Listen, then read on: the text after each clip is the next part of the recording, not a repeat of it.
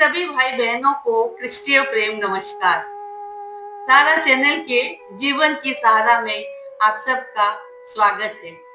आज हम जिस विषय पर चर्चा करेंगे वो है मसीह का प्रकाश। हर साल 25 दिसंबर को दुनिया भर के लोग क्रिसमस मनाते हैं क्योंकि यह यीशु मसीह के जन्म का दिन है।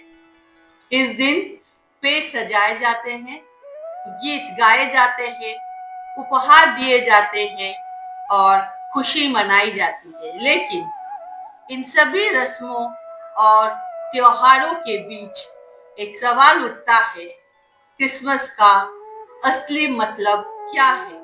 जैसे ही हम क्रिसमस के इस शुभ महीने में प्रवेश करते हैं, हमारा मन उस सच्चे कारण की ओर जाता है जिसके लिए यह पर्व मनाया जाता है।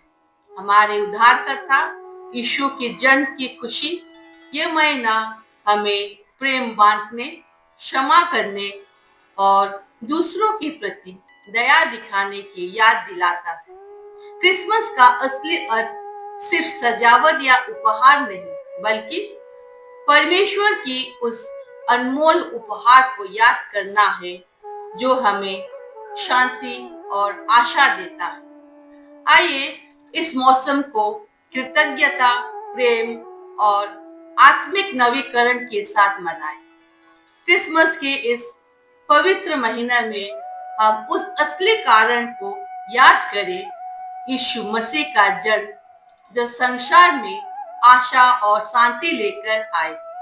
क्रिसमस का महीना शुरू होते ही हमारे दिलों में यह संदेश गूंजता है कि यह मौसम प्रेम, क्षमा और मसीह के प्रकाश को बांटने का है।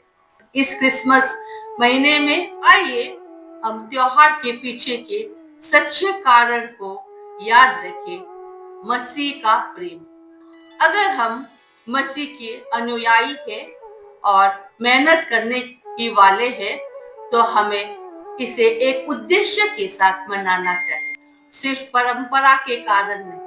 जब हम कृतज्ञ होकर क्रिसमस मनाते हैं, तो हमारा उत्सव और भी अच्छा लगता है, क्योंकि हम याद करते हैं कि ईश्वर ने हमें कितने सुंदर उपहार दिए। प्रेम का उपहार।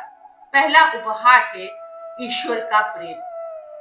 क्रिसमस उस वादे की याद है जो ईश्वर ने बहुत साल पहले किया था कि एक बच्चा जन्म लेगा जो ईश्वर भी होगा और मनुष्य भी। यह वादा यीशु के जन्म से पूरा हुआ। ईश्वर का प्रेम वादे निभाते हैं। वह खुद मनुष्य के रूप में इस धरती पर आए। यीशु के रूप में यह उनके लिए नहीं, हमारे लिए था। यह प्रेम का उपहार था। बाइबल कहती है यूहन्ना 3:16 में, क्योंकि परमेश्वर ने जगत से ऐसा प्रेम रखा कि उसने अपना इकलौता पुत्र दे दिया, ताकि जो कोई उस पर विश्वास करे वह नाश न हो परंतु अनंत जीवन पाए। यीशु मनुष्य के रूप में इसलिए आया ताकि वह हमारे पापों की सजा अपने ऊपर ले सके। उनकी मृत्यु ने हमें परमेश्वर के साथ रिश्ता रखने का मौका दिया। क्योंकि यीशु ने हमारे जैसे जीवन जिया, वह हमारी भावनाएं और दर्द समझते हैं। वो जानते हैं कि थकान, दुख, भूख और अकेलापन कैसा होता है।